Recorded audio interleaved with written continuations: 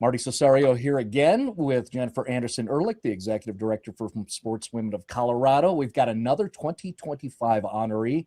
This is for the small school track and field, and it's Roxy Unruh, who is from Cheyenne Wells. And Roxy, let's make sure that we express just how good you have been and continue to be.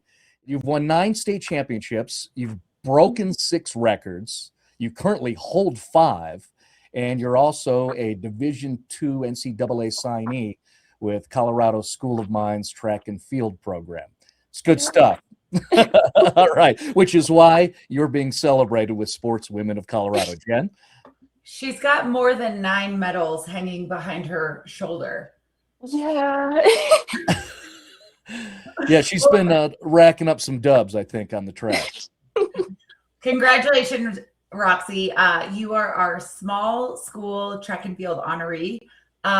It's not every year that we do a small school honoree. I want you to tell me about the size of the town that you're from and the size of your school. Describe it for our listeners. Oh, goodness. I think our town has maybe 800, 900 people. That might be pushing it. Our school has about 150 kids pre-K through 12. So like my graduating class is going to have 15. It's tiny. I'm from a small town in Iowa. Do you have a stoplight in your town? No. Me either. I'm actually not even from the town. I'm from a farm. But I understand what it is to come from, what it's like to come from a small school. One thing that I think is important for people to know is every nomination that I receive, I comb through it. There are people on our committee that comb through it. And we also take the time to read the letters that are written on behalf of our athletes. Your story is really a compelling one, not just because you're an amazing track and field athlete. Okay, so here we go. I'm going to try to not get choked up. I'm a choker upper sometimes. Who it may concern, it is an honor to write this letter of recommendation for Roxy Unruh. Unruh, right? Mm-hmm. Unruh? Yep, okay. Roxy is a driven, ambitious student. In the classroom, Roxy is an extremely hard worker that prefers to work ahead and is currently sitting top of her class with a 4.0 grade point average. She is organized, gives attention to detail, and is a great analyzer. She often brings fresh insights and a unique perspective to discussions and the tasks she reads. Outside of the classroom, Roxy is a member of National Honor Society, holds the office of treasurer for FBLA, and is a valuable member of the basketball and track teams. As part of her commitment to these organizations, Roxy volunteers by collecting non-perishable food at the local food drive. As her basketball coach, I witnessed Roxy energize her teammates through her aggressive defense and opportunistic scoring. As her track coach, I can testify to Roxy's determination, discipline, and perseverance. She attacks each workout with tenacity and has developed into an elite track sprinter. Roxy is a 9-time 1A state track champion and has broken 6 1A state track records to this point. She also holds 5 school records. Roxy has achieved success despite several hardships. She underwent a spinal fusion in 8th grade to treat her idiopathic scoliosis and has 2 titanium rods and 16 screws in her back. I get a little choked up for this because my best friend also has the same thing. So, and she's a mom. This has placed limitations on certain movements for Roxy, and she often fights through pain to compete. Rather than using this as an excuse to give up, Roxy is an overcomer. Her family also went through a series of 3 moves in 2 years as she began high school. She never missed a beat in her academic and athletic performance. As she completes high school, she has her eyes set on an environmental engineering degree and running track at college. I saw an announcement that you are running track at the Colorado School of Mines next year. Yep. Congratulations. I, therefore, enthusiastically recommend Roxy Unruh as a most worthy nominee of Sportswomen of Colorado. And this was submitted by Jason Muth, your coach. So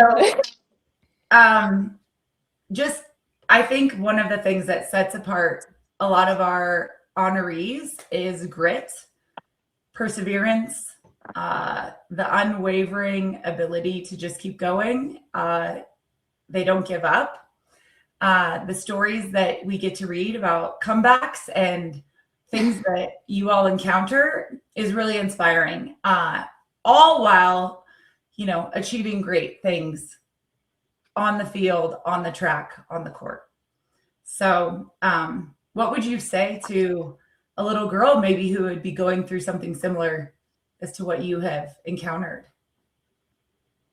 Oh, goodness. Honestly, it always gets better.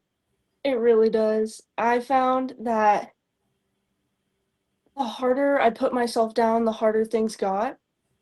So, especially that first year back, right? Like I had that surgery this summer right before 8th grade. I was back on the court playing volleyball in 4 weeks, mainly because I'm stubborn. But Mhm. I found that the more I moped around and got down on myself, the harder it all got. And then that 8th grade track season, I was able to actually breathe properly. My form improved crazy, and I ran a 12.7 as an 8th grader. So it Not was too shabby. yeah, it was it was a huge year. And another thing is just trust the people around you. The hard thing when you get hurt is you never want to listen to anybody. My body, I know what's going on, but the people around you, your loved ones, they see you almost just as much as you see yourself, and it's really important to listen to them. I'm going Yeah. to play that for my 13-year-old and make sure she listens to that. I think, reading about that surgery going into your summer after your 8th grade year, your 8th grader, Mhm. that's such a volatile time in a young female athlete's life as well. Middle school years are tricky. 80% of girls quit sports during that time frame. Is there any one person that just, besides yourself, that really pushed you to keep going? My mom. My Mhm. mom was my biggest supporter. I actually had a really hard time my 8th grade track season. I ended up missing a lot of school because of mental health issues and that sort of stuff. And it almost got to the point where I flunked out of 8th grade just due to straight attendance. But she told me, and my grandma told her, and everyone before her told her, depression can't hit a moving target. So you just got Mm, to go. I got up and I went, and now I'm here. So, I yeah. love that. Depression can't hit a moving target. Yeah, Keep that's a moving your great body. quote. That Right. is a great quote. Yeah. It's a great quote. And Um, Roxy, your mom is a triathlete, correct? Yeah. Right. How much of that helped her inspire you and bring you through this to the point where now you're very successful? Oh gosh, so much. I actually used to do in some of the local marathons and triathlons and that sort of stuff, there was a kids division. So I used to go and do those with her when I was younger. So I have a couple of those medals stashed away. But no, she is easily the strongest woman I know. And everything she's been through just throughout her whole life has really been the biggest inspiration for me. Yeah, I was thinking the concept of endurance. Not only do you have a strong mom who is an athlete, but what she does and specializes in for what Yeah. you were trying to do to endure, persevere. Yeah, that kind of you were fortunate, correct? Right. Yeah, exactly. yeah, 100%. Or is there anything that you have to do extra or special compared to some of your teammates to take care of your body and your spine? A lot of it isn't a necessity, it's more of a want because I love track. My coach, Mr. Muth, has been very adamant about the fact that I'm very lucky in not only being gifted in running, but also having the passion for running.